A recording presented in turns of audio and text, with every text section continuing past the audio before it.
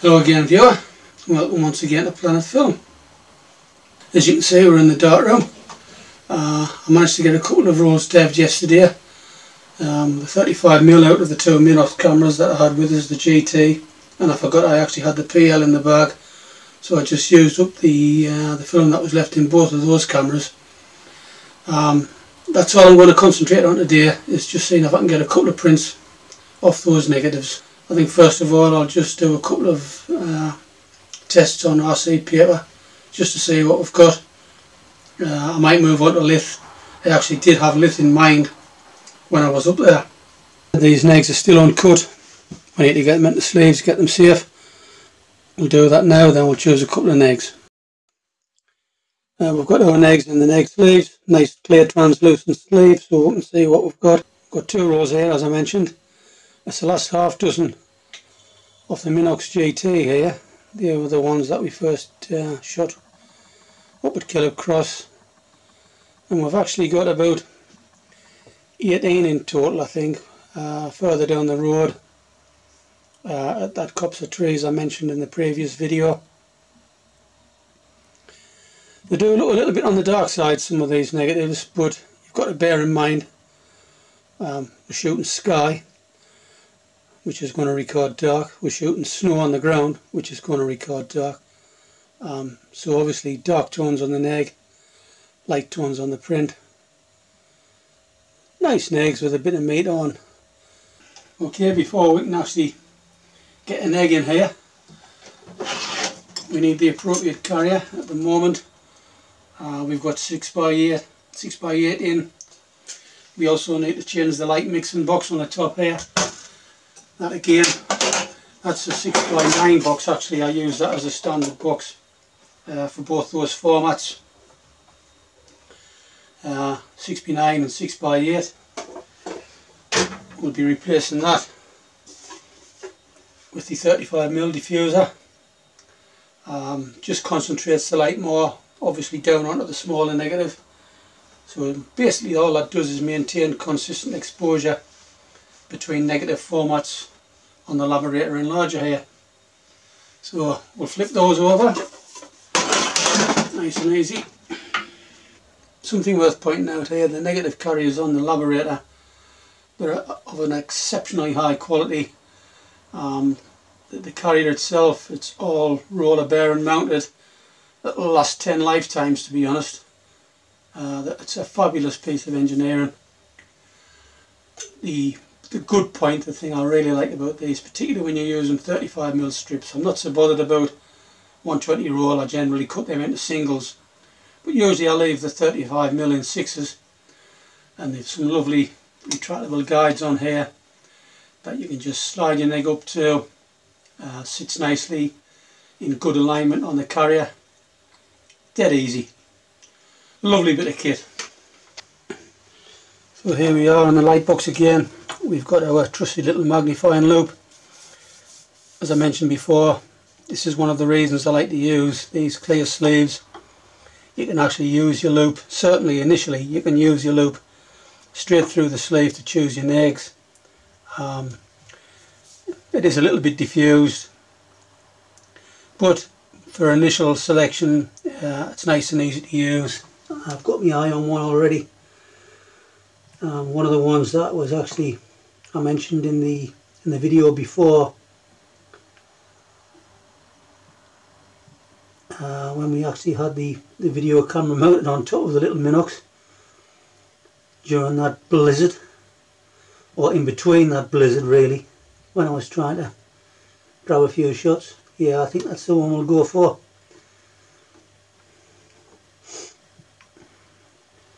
Neg 69 to 70 in this particular instance. So for those not familiar with the neg carrier as I described earlier, with the Durst laberator, nice and easy to use. Once you've got the top section of your carrier down, you can very accurately slide it around a little bit if you need to, but overall that's nicely in alignment. I'm going to have a bit of a noise here, and that, ladies and gentlemen, is one of the downsides of having an industrial compressor located in your darkroom. You never know when it's going to fire up and it scares the life out of you. Right, let's get that neg in and we'll rock and roll. Just a quick test in the tray here, just to get a basic exposure.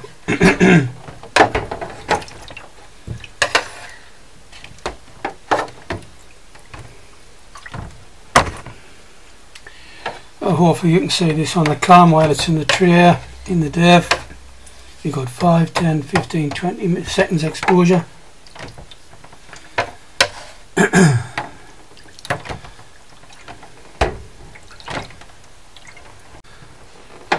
Full size print in the dev, straight 20-second exposure. That'll give us a worksheet if we need to do any further enhancement.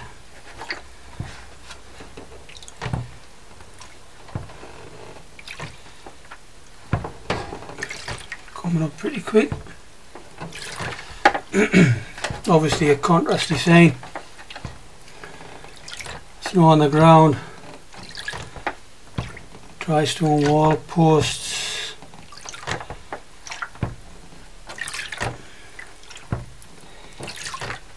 I love a bit of contrast in a black and white print.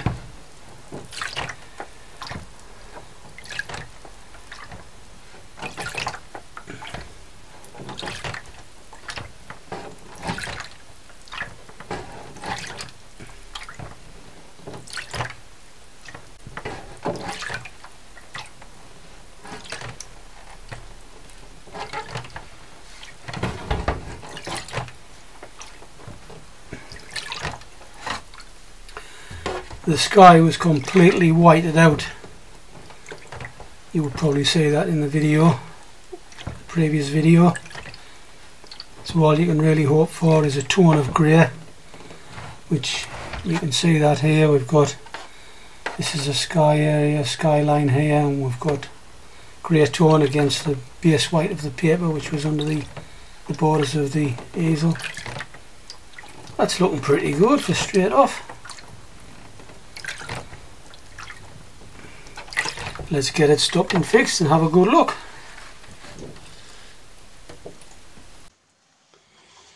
Well, would you look at that? First print, straight 20-second exposure, and that's looking pretty damn good. I actually don't see any reason whatsoever to do anything more than that. This foam upon film is quite a contrasty film to begin with. It's old school technology emulsion wise. Very basic emulsion coating on there.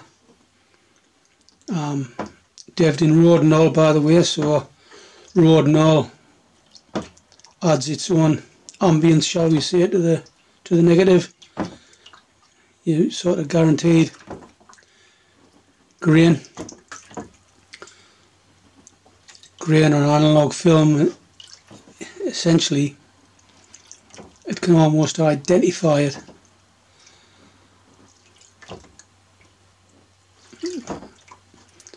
And those of us who use it, well, we certainly identify with it. We'll get that in the wash. So another negative. They're very consistent, these negatives. The lighting didn't change much at all up there. So I've run with another 20-second exposure. On top of that, what I've done straight off the bat, I've actually graded the sky and burnt the sky in very slightly down from the top, just so that when any tone pops up in there, there's nothing in the sky whatsoever. So just hopefully a gradual tone coming down from the top just gives it a little bit of, brings a little bit of life to it. It's taking a little while for the tones to come up here. It's bitterly cold outside and it is a little bit cool here in the darkroom, so I don't have any heaters under the dev tray.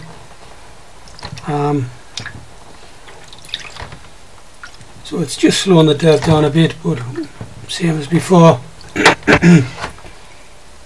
You can see the sky area in the top there. I'm glad I've burnt that top down a little bit, otherwise I think we might have lost that. Predominantly white tones in here. The grasses in these peat hags, lovely and contrasty. We're only on a grade 2.5 and still nice and contrasty, which is my preference in most instances.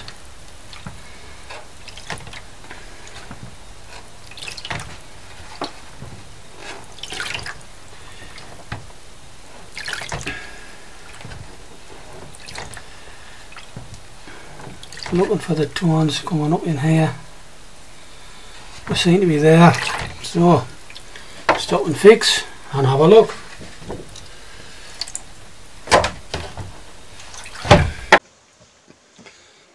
Well, I'm happy to say the intuition paid off. Other than a 5-second burn down on the top of the sky over the top of the 20-second exposure, that's pretty much a straight print, and it's very, very nice. There's only one problem: it's out of focus. Unfortunately, it's looking a bit soft. The negative is sharp, the grain is sharp. I think what's happened is, because we've got the darkroom's cool, I think what's happened is when the negative's been in the enlarger, it's actually popped. It's a term we use for the negative is lying flat in the negative carrier, but during exposure the negative pops up usually, and obviously it then becomes out of focus.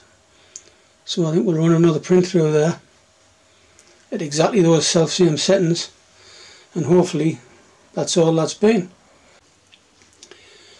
Well, I think we can call that one a success. I've just brought the other print back into the fixer tray just to show you the problem we had here.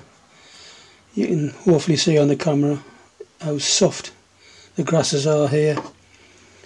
The trees down in the valley there, they're very, very soft. The whole image is just soft, whereas here we've got lovely crisp foreground detail on those grasses.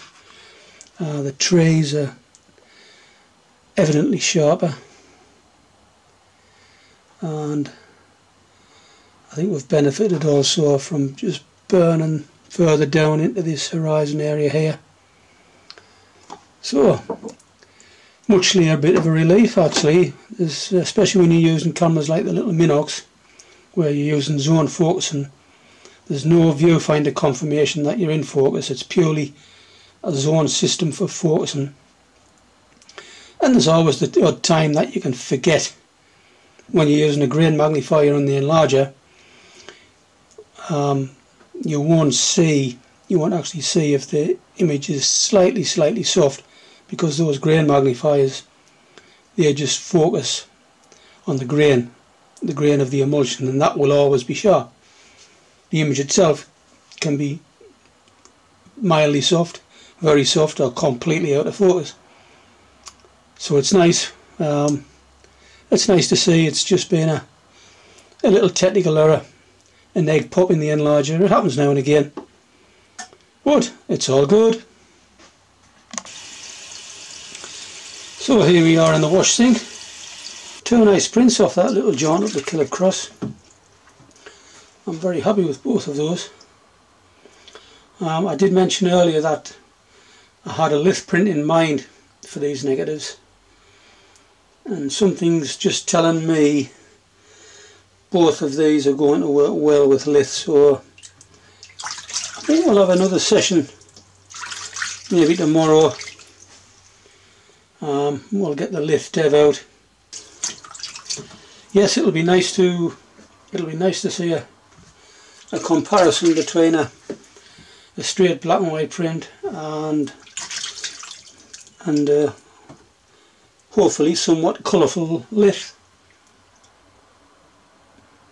Somehow to me these dark tones already in these RC prints is just shouting out for infectious development. in the lathe process. So I'm looking forward to doing that. We'll have another go tomorrow.